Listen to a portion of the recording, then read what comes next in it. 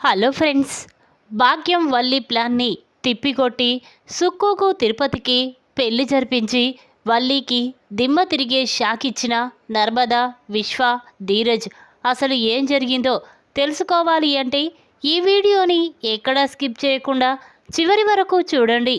ఇక స్టోరీలోకి వెళ్ళినట్లయితే భాగ్యం ఆనందరావు ఇంట్లో లేకపోవడంతో ఇక సుక్కు తిరుపతికి ఫోన్ చేసి ఇంటికి రమ్మని చెప్తుంది.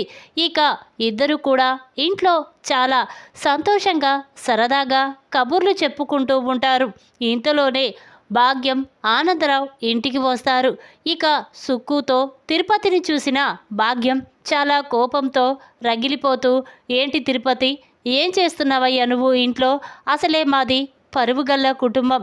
చూడు, మేము ఇంట్లో లేని టైములో నువ్వు సుక్కు దగ్గరికి వచ్చి ఇలా మాట్లాడడం తప్పు కదా అని భాగ్యం అనగానే అప్పుడు తిరుపతి, ఏంటొదినా అలా మాట్లాడుతున్నావు? నేను సుక్కుని ప్రేమిస్తున్నాను, పెళ్లి చేసుకోవాలి అనుకుంటున్నాను అనగానే అప్పుడు భాగ్యం మాత్రం, చూడు తిరుపతి, తొందరగా నా మేనకోడల్ని పెళ్లి చేసి నీ ఇంటికి తీసుకువెళ్ళు, లేకపోతే నా మేనకోడల్ని ఇక్కడి నుంచి పంపించేస్తాను, ఆలోచించుకో అని భాగ్యం అంటుంది. అది విన్న తిరుపతి మాత్రం ఒక్కసారే షాక్ అయిపోయి చూస్తూ ఉంటాడు. ఏంటి ఇంత తొందరగా పెళ్ళి అంటే మా అక్క, అన్నయ్య, బావ ఒప్పుకుంటాడో లేదో అనగానే అప్పుడు భాగ్యం, చూడు తొందరగా ఒప్పించు, వెళ్ళు అని చెప్పగానే తిరుపతి అక్కడి నుంచి వెళ్ళిపోతాడు. ఇక ఆనందరావు, ఏంటి భాగ్యం, ఏంటే తిరుపతిని అలా బెదిరించేశావు అనగానే అప్పుడు భాగ్యం, చూడు ఆ తిరుపతిని మన చెప్పు చేతల్లో పెట్టుకోవాలి అంటే ఇదే సరైన సమయం. ఇప్పుడు తిరుపతికి కోట్ల ఆస్తులు ఉన్నాయి. ఎలాగైనా మనం ఆ ఆస్తి సొంతం చేసుకోవాలి అంటే కంపల్సరీ ఇప్పుడు మనం సుక్కుని తిరుపతికిచ్చి పెళ్లి చెయ్యాలి. అది ఎంత తొందరగా జరిగితే అంత మంచిది. అటు నా కూతురు రామరాజు ఇంటికి కోడలయ్యింది, ఆ ఆస్తి నా కూతురికి వస్తుంది. ఇటు నా మేనకోడలు భద్రావతి ఇంటికి కోడలవుతుంది, ఈ ఆస్తి నా మేనకోడలకు వస్తుంది. వీళ్ళిద్దరి జీవితాలు చాలా సంతోషంగా ఉంటాయి. ఆస్తి మొత్తం మనం సొంతం చేసుకొని ఇక వాళ్ళందరినీ బయటికి గెంటేయొచ్చు అని భాగ్యం అనుకుంటూ ఉండగా ఇక ఆనందరావు, భాగ్యం నీది బుర్రే, ఎలాగైనా సుక్కుని తిరుపతికిచ్చి పెళ్లి జరిపించి నువ్వు ఆ ఆస్తిని నొక్కేయాలని చూస్తున్నావు అని ఆనందరావు అనగానే ఇక సుక్కు, అత్త ఏదైనా రివర్స్ అయితే మన గురించి వాళ్ళకి తెలిసిపోతే ఎలా అత్త అనగానే అప్పుడు భాగ్యం, చూడవే, మనకి చేతికి మట్టి అంటుకోకుండా మన విషయం వాళ్ళకి తెలియకుండా నేను చూసుకుంటాను కదా, నువ్వేం కంగారు పడకు, నువ్వు ఆ తిరుపతిని ఎలా లైన్లో పెట్టాలో దాని గురించే ఆలోచించు అని భాగ్యం అంటుంది. ఇక ఇదిలా ఉండగా తిరుపతి మాత్రం భాగ్యమన్న మాటల గురించే ఆలోచిస్తూ ఉంటాడు. నిజంగానే సుక్కుని పెళ్లి చేసుకోకపోతే తను ఇక్కడి నుంచి పంపించేస్తుందా? అలా అయితే నేను సుక్కుని శాశ్వతంగా దూరం చేసుకోవాల్సి వస్తుంది. లేదు, ఎలాగైనా సుక్కుని పెళ్లి చేసుకోవాలి అని తిరుపతి ఆలోచిస్తూ, ఈ విషయం ఎవరితో చెప్పాలి, ఎలా చెప్పాలి, నా బాధని ఎవరు అర్థం చేసుకుంటారు అని చెప్పి ఇక తిరుపతి అనుకుంటూ ఉంటాడు. ఇంతలో తిరుపతికి ఒక ఆలోచన వస్తుంది. నా బాధని అర్థం చేసుకునేది ఈ ఇంట్లో ఒక్కరు, అది నర్మద. ఎలాగైనా ఈ విషయం నేను నర్మదతో మాట్లాడాలి అని చెప్పి ఇక తిరుపతి వెంటనే నర్మద దగ్గరికి వెళ్తాడు. ఇక అది చూసిన నర్మద, ఏంటి బాబాయ్ ఇలా వచ్చావు, ఏతో ఏదైనా మాట్లాడాలా అనగానే అప్పుడు తిరుపతి, అవునమ్మా, ధీరజ్ గారిని కూడా ఇక్కడికి రమ్మని చెప్పాను, మీ ఇద్దరితో ఒక విషయం గురించి మాట్లాడాలనుకుంటున్నాను అని తిరుపతి అంటాడు. ఇక ఇంతలోనే ధీరజ్ కూడా అక్కడికి వస్తాడు. ఇక అది చూసిన తిరుపతి, ఒరే అల్లుడు, నీతో నర్మదతో ఒక విషయం చెప్పాలనుకుంటున్నాను, నా బాధని అర్థం చేసుకునేది మీరిద్దరూ తప్ప ఇక ఎవరూ లేర్రా అనగానే అప్పుడు నర్మద, ఏంటి బాబాయ్ చెప్పు, ఏంటి నీ బాధ అనేసరికి అప్పుడు తిరుపతి, చూర్రా, నేను సుక్కుని ప్రేమిస్తున్నాను, పెళ్లి చేసుకోవాలి అనుకుంటున్నాను అని చెప్పగానే ఇక ధీరజ్, నర్మద ఒక్కసారి షాక్ అయిపోయి చూస్తూ ఉంటారు. ఏంటి బాబాయ్, ఏం మాట్లాడుతున్నావు నువ్వు? నువ్వు సుక్కుని ప్రేమించడం ఏంటి, సుక్కుని పెళ్లి చేసుకోవడం ఏంటి? ఈ విషయం మామయ్యకి, అత్తయ్యకి, భద్రావతికి తెలిసిందంటే ఇక నిన్ను అంతే సంగతి అనగానే అప్పుడు తిరుపతి, అవునమ్మా, ఇన్ని రోజులు నాకు పెళ్లి కాలేదని అందరూ నన్ను అంటున్నారు. అందుకే నేను సుక్కుని మొదటిసారి చూసినప్పుడే ప్రేమలో పడ్డాను. అందుకే తనని పెళ్లి చేసుకోవాలనుకుంటున్నాను. తను కూడా నన్ను ప్రేమిస్తుంది. కానీ ఇది ఆ భాగ్యం ఆనందరావుకి తెలిసింది. అందుకే వాళ్ళు తొందరగా సుక్కుని పెళ్లి చేసుకుంటే సరి, లేకపోతే ఇక్కడి నుంచి పంపించేస్తాం అని నాతో చెప్పారు అనగానే ఇక నర్మద స్టన్ అయిపోయి చూస్తూ ఉంటుంది. ఏంటి బాబాయ్, ఈ పెళ్ళికి భాగ్యం ఆనందరావు కూడా ఒప్పుకున్నారా అనగానే అప్పుడు తిరుపతి, అవునమ్మా, వాళ్ళు కూడా తొందరగా సుక్కుని పెళ్లి చేసుకోమని నాతో చెప్తున్నారు అని చెప్పగానే అప్పుడు నర్మద, సరే బాబాయ్, నీ పెళ్ళి నేను చేస్తాను కదా, నువ్వేం కంగారు పడకు. ఈ విషయం గురించి ఎలాగైనా నేను వాళ్ళతో మాట్లాడి నీ పెళ్లి జరిపిస్తాను అనగానే అప్పుడు తిరుపతి, వద్దమ్మా, ముందు వాళ్ళకి చెప్పొద్దు. ఎలాగైనా నా పెళ్లి చేసిన తర్వాతే సుక్కుని తీసుకొని ఇంటికి వచ్చినప్పుడు వాళ్ళకి తెలుస్తుంది. అదే నువ్వు సాగర్ పెళ్లి చేసుకున్నారు, ధీరజ్ ప్రేమ కూడా అలాగే పెళ్లి చేసుకున్నారు. కొద్ది రోజులు బావ మీతో మాట్లాడలేదు. ఆ తర్వాత యథావిధిగా మళ్ళీ మీతో మాట్లాడి సంతోషంగా ఉన్నాడు. నా విషయంలో కూడా అలాగే జరుగుతుంది. ప్లీజ్ అమ్మా, ఇది బావగారితో చెప్పొద్దు అనగానే అప్పుడు నర్మద, సరే బాబాయ్, నేను భాగ్యంతో మాట్లాడి నీకు సుక్కుకి పెళ్లి జరిపిస్తాను అని నర్మద అంటుంది. అప్పుడు ధీరజ్, వదిన, ఏం మాట్లాడుతున్నావు? మనం ప్రేమించి పెళ్లి చేసుకున్నందుకే మన గురించి నాన్న ఎంతో బాధపడ్డాడు. ఇప్పుడు మావయ్య పెళ్లి కూడా అలాగే చేస్తే నాన్న మరింత బాధపడతాడు. ఇక ఆ భద్రావతి మాత్రం కావాలనే ఇలా చేశామని మన మీద ఉన్నవి లేనివి ఇంకో గొడవలు చేస్తుంది అని ధీరజ్ అంటాడు. అప్పుడు నర్మద, ఎందుకు ధీరజ్, నేను చూసుకుంటాను కదా, నువ్వేం కంగారు పడకు. సరే, బాబాయ్ పెళ్ళి తొందరగా మనిద్దరం విశ్వ దగ్గరుండి మనం పెళ్లి జరిపిద్దాం అని నర్మద అంటుంది. అప్పుడు ధీరజ్, సరే వదిన, నీ ఇష్టం. ఈ ఇంటికి ఏదైనా ప్రాబ్లం వస్తే నువ్వే చూసుకుంటావు కదా, ఇప్పుడు కూడా అలాగే చూసుకో. సరే బాబా మావయ్య అని చెప్పి ఇక అక్కడి నుంచి వెళ్ళిపోతాడు.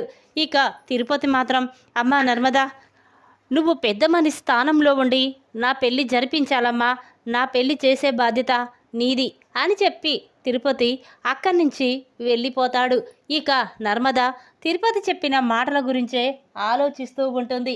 ఇదేంటి, సుక్కు తిరుపతిని ప్రేమించడం ఏంటి, అంతేకాకుండా భాగ్యం కూడా ఈ పెళ్ళికి ఒప్పుకోవడం ఏంటి, అంతేకాకుండా పెళ్ళి త్వరగా చేసుకోమని చెప్పడం ఏంటి, అంటే దీని వెనుక ఏదో పెద్ద కుట్ర ఉంది, అదేంటో తెలుసుకోవాలి అని చెప్పి ఇక నర్మద అనుకుంటూ ఉంటుంది.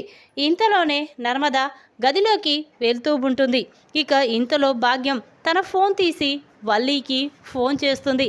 ఇక భాగ్యం నుండి ఫోన్ రావడంతో వల్లి ఫోన్ లిఫ్ట్ చేసి, చెప్పమ్మా అనగానే అప్పుడు భాగ్యం, అమ్మడు అక్కడ ఎవరైనా ఉన్నారా అనేసరికి అప్పుడు వల్లి, లేదమ్మా, ఇక్కడ ఎవరూ లేరు, నేను ఒక్కదాన్ని మాత్రమే ఉన్నాను, చెప్పు అనేసరికి ఇక భాగ్యం, చూడమ్మా, తొందరలోనే సుక్కుకు తిరుపతికి పెళ్లి జరిపించాలి.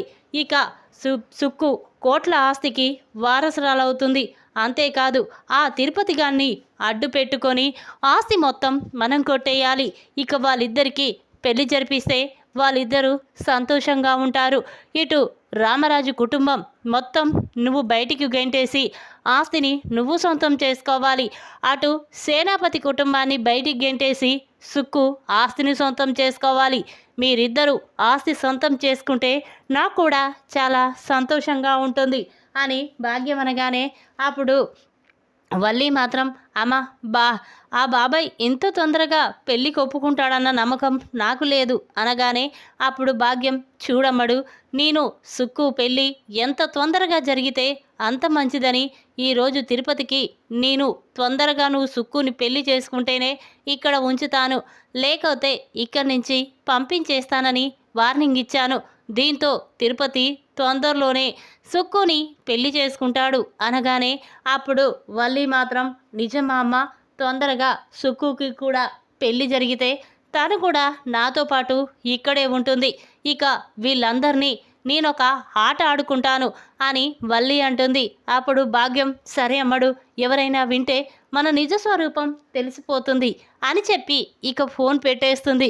ఇక వల్లి ఒసై నర్మద, ప్రేమ, ధీరజ్ మీరందరూ కలిసి నా జీవితాన్ని నాశనం చేశారు.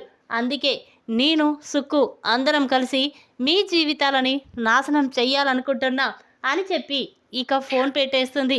అటుగా వెళ్తున్న నర్మద, వల్లి, భాగ్యం మాటలు విని ఒక్కసారే షాక్ అయిపోయి చూస్తూ ఉంటుంది. అంటే సుక్కుని అడ్డం పెట్టుకొని ఇక ఈ కుటుంబాలని నాశనం చెయ్యాలని, ఈ ఆస్తిని సొంతం చేసుకోవాలని చూస్తుందా? ఎలాగైనా ఆ సుక్కు మనసు మార్చి వల్లికి, భాగ్యంకి దిమ్మ తిరిగే షాక్ ఇస్తాను అని చెప్పి ఇక నర్మద వెంటనే అక్కడి నుంచి వెళ్ళిపోతుంది. ఎలా సుక్కు మనసు ఎలా మార్చాలి, సుక్కుని నా వైపుకు ఎలా తిప్పుకోవాలి అని చెప్పి నర్మద అనుకుంటూ ఉంటుంది. ఇక ఇంతలోనే నర్మద రోజులాగానే ఆఫీస్కి వెళ్తూ ఉంటుంది. ఇక ఇంతలో సుక్కు కూడా ఇంట్లో సరుకులు తేవడానికి బజార్కి వెళ్తూ ఉంటుంది. అది చూసిన నర్మద చాలా సంతోషపడుతూ ఇదే సరైన సమయం, సుక్కుతో మాట్లాడి తన మనసుని మార్చేసి తిరుపతికి సుక్కుకి పెళ్లి జరిపించి సుక్కు నోటి ద్వారానే భాగ్యం, శ్రీవల్లి నిజస్వరూపాన్ని బయట పెట్టాలి. వాళ్ళ నిజస్వరూపం బయట పెట్టి ఇక వాళ్ళని మెడ పెట్టుకొని బయటికి గెంటేలా చెయ్యాలి అని చెప్పి నర్మద అనుకుంటూ వెంటనే సుక్కు దగ్గరికి వెళ్తుంది. ఇక అది చూసిన సుక్కు, ఏంటి నర్మద గారు ఇలా నడిచి వెళ్తున్నారు అనగానే అప్పుడు నర్మద, చూడు సుక్కు, నీతో అర్జెంటుగా మాట్లాడాలి, అలా పక్కకు వస్తావా అనగానే అప్పుడు సుక్కు, ఏంటి నాతోనా, ఏటి మాట్లాడాలేంటి అంటూ ఉంటే అప్పుడు నర్మద, చూడు నీ జీవితం గురించే మాట్లాడాలనుకుంటున్నాను, ప్లీజ్ కొంచెం పక్కకు రా అని చెప్పగానే ఇక సుక్కు సరే అని నర్మద పిలిచేసరికి పక్కకి వెళ్తుంది. ఇక సుక్కు, ఏంటమ్మా ఏం మాట్లాడాలి నాతోని అనగానే అప్పుడు నర్మద, ఏంటి సుక్కు, నీకు చాలా జీవితం ఉంది, నువ్వు ఆ భాగ్యం, శ్రీవల్లి మాటలు విని నీ జీవితాన్ని నాశనం చేసుకుంటున్నావు అని చెప్పగానే ఇక సుక్కు షాక్ అయిపోయి చూస్తుంది. నేను వాళ్ళు చెప్పినట్టు వినడమేంటి అనగానే అప్పుడు నర్మద, చూడు నువ్వు మీ భాగ్యమత చెప్పినట్టు చేస్తున్నావు, అదే వల్లి ప్రెగ్నెంట్ కాకపోయినా ప్రెగ్నెంట్ అని నువ్వు కూడా నాటకమాడి వల్లికి సేవలు చేస్తున్నట్టు నువ్వు మా ఇంటికి వచ్చి అందరి ముందు నటించావు. కానీ ఆ విషయం మావయ్యకి తెలిస్తే నిన్ను నీ మొహం కూడా చూడకుండా అసహించుకుంటాడు అని చెప్పగానే సుక్కు స్టన్ అయిపోతుంది. అంతేకాదు చూడు సుక్కు, నువ్వు తిరుపతిని ప్రేమిస్తున్నావని, అది ఆస్తి కోసమే పెళ్లి చేసుకోవాలనుకుంటున్నావని నాకు తెలుసు అనగానే సుక్కు స్టన్ అయిపోయి చూస్తూ ఉంటుంది. ఏంటి ఏం మాట్లాడుతున్నావు, నేను తిరుపతిని ప్రేమించింది పెళ్లి చేసుకోవడానికే, ఆస్తి కోసం కాదు అనగానే అప్పుడు నర్మద, చూడు సుక్కు, నేను ఆవలిస్తే పేగులు లెక్కెడతాను, కానీ నువ్వు తిరుపతిని పెళ్లి చేసుకునేది ఖచ్చితంగా ఆస్తి కోసమని నాకు తెలుసు. కానీ నువ్వు ఆస్తి కోసం తిరుపతిని మోసం చేసి పెళ్లి చేసుకుంటున్నావని అటు భద్రావతికి, సేనాపతికి, విశ్వాకి తెలిసిందంటే నీ ప్రాణం తీయడానికైనా వెనకాడరు, ఆలోచించు. చూడు భాగ్యం, శ్రీవల్లి మాటలు విని నీ జీవితాన్ని నాశనం చేసుకుంటున్నావు. నువ్వు నా మాటలు విన్నట్టయితే నీ జీవితానికి ఎటువంటి ప్రమాదము రాకుండా నేను చూసుకుంటాను, ఆలోచించు అనగానే ఇక సుక్కు ఆలోచిస్తూ ఉంటుంది.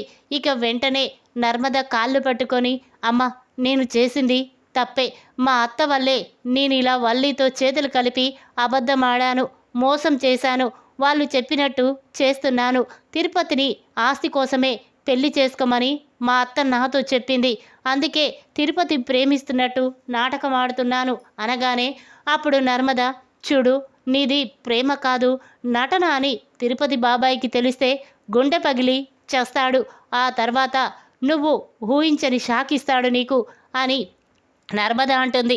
అప్పుడు సుక్కు, లేదమ్మా నువ్వు చెప్పినట్టే చేస్తాను, నేను నిజంగానే తిరుపతిని మనస్ఫూర్తిగా ప్రేమించిని పెళ్లి చేసుకుంటాను, జీవితాంతం తనతోనే ఉంటాను, నాకు ఎటువంటి ఆస్తులు అంతస్తులు వద్దు, మేమిద్దరం సంతోషంగా ఉంటే అదే చాలు. కానీ ఇప్పుడు నేను నీతో మాట్లాడుతున్న విషయం మా అత్తకి తెలిస్తే మా అత్త నా ప్రాణం తీసేస్తుంది అని సుక్కు అంటుంది. అప్పుడు నర్మద, చూడు, నీకు ఏమీ కాకుండా నేను చూసుకుంటాను, కానీ నువ్వు మాత్రం ది తిరుపతి విషయంలో తప్పు చేస్తావంటే అస్సలు క్షమించను అనగానే అప్పుడు సుక్కు, లేదమ్మా, నేను ఎటువంటి మోసము తప్పు చెయ్యను అనగానే ఇక నర్మద, చూడు, ఇప్పుడు నువ్వు మాట్లాడిన మాటలన్నీ నేను రికార్డు చేశాను. ఏ రోజైనా నువ్వు తిరుపతి విషయంలో తప్పుగా ప్రవర్తించావంటే ఈ వీడియోని అందరి ముందు బయట పెడతాను అనగానే అప్పుడు సుక్కు వెంటనే తన చేతులెత్తి దండం పెడుతూ, లేదమ్మా, నాకు తిరుపతికి పెళ్లి చెయ్యండి, ఇక వల్లి భాగ్యం చెప్పినట్టు నేను వినను అనగానే అప్పుడు నర్మద, చూడు, రేపు గుడి దగ్గరికి రా, గుడిలో నీకు తిరుపతి బాబాయికి నేను దగ్గరుండి పెళ్లి జరిపిస్తాను, ఆ వల్లికి భాగ్యంకి దిమ్మ తిరిగే షాకిస్తాను అని నర్మద అంటుంది. అప్పుడు సుక్కు, సరేనమ్మా, ఇక వాళ్ళతో నేను ఎటువంటి సంబంధం పెట్టుకోను, మా అత్తకి తెలియకుండా రేపు ఉదయం గుడికి వస్తాను అని చెప్పగానే ఇక నర్మద, సరే సుక్కు, నువ్వేం కంగారు పడకు అని చెప్పి అక్కడి నుంచి వెళ్ళిపోతుంది. ఇక సుక్కు కూడా, అవును, నర్మద చెప్పినట్టు వింటే నా జీవితం చాలా సంతోషంగా ఉంటుంది, తిరుపతి కూడా నన్ను మనస్ఫూర్తిగా ప్రేమిస్తున్నాడు, ఇక తిరుపతిని నేను మోసం చెయ్యలేను అని చెప్పి ఇక అనుకుంటూ సుక్కు అక్కడి నుంచి వెళ్ళిపోతుంది. ఇంతలోనే ఉదయం అవుతుంది. ఇక సుక్కు ఉదయాన్నే లేచి రెడీ అయ్యి గుడికి వస్తూ ఉంటుంది. అది చూసిన భాగ్యం, ఏంటే ఎప్పుడూ లేంది ఈరోజు ఇంత ఉదయాన్నే గుడికి వెళ్తున్నా అని భాగ్యం అనగానే అప్పుడు సుక్కు, అదే అత్త, తిరుపతితో నా పెళ్లి జరిగితే గుడికి వస్తానని మొక్కాను, అందుకే తొందరలోనే తిరుపతిని పెళ్లి చేసుకోమని చెప్పావు కదా, గుడికి వెళ్తున్నాను అని చెప్పగానే ఇక భాగ్యం సంతోషపడుతూ, ఒసై, నువ్వు నా మేనకోడలు అయినందుకు చాలా సంతోషంగా ఉంది, ఇక ఆ తిరుపతిని నీ చేతుల్లో పెట్టుకొని ఆస్తిని సొంతం చేసుకొని మనం ఇక్కడి నుంచి పారిపోయాలే అని భాగ్యం అంటుంది. అప్పుడు సుక్కు, సరే అత్త, వెళ్తున్నాను అని చెప్పి బయటికి వచ్చి, చూడత్తా, నీ మాటలు వింటే నా జీవితం నాశనం అయిపోతుంది, అందుకే నర్మద చెప్పినట్టు నేను తిరుపతిని పెళ్లి చేసుకొని నా జీవితాన్ని సంతోషంగా ఉంచాలనుకుంటున్నాను, ఇక నీ కూతురి మాటలు నీ మాటలు అస్సలు వినను అని చెప్పి ఇక సుక్కు గుడికి వెళ్తుంది. ఇక నర్మద, ధీరజ్, విశ్వ తిరుపతిని తీసుకొని గుడికి వస్తుంది. ఇంతలోనే సుక్కుకు తిరుపతికి ఇద్దరికి గుడిలో పెళ్లి జరిపిస్తారు.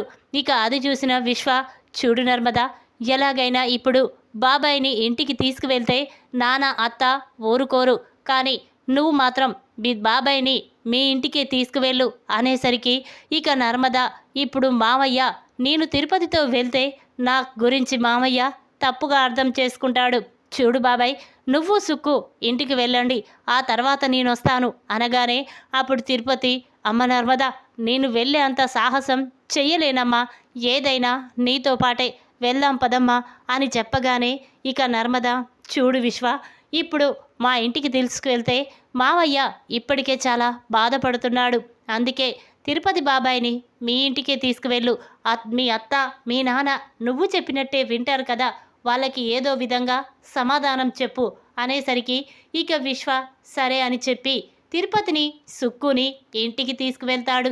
ఇక తిరుపతి సుక్కుని పెళ్లి చేసుకొని రావడం చూసిన భద్రావతి సేనాపతి ఒక్కసారి షాక్ అయిపోయి చూస్తూ ఉంటారు. ఇంతలోనే వల్లి కూడా షాక్ అవుతుంది.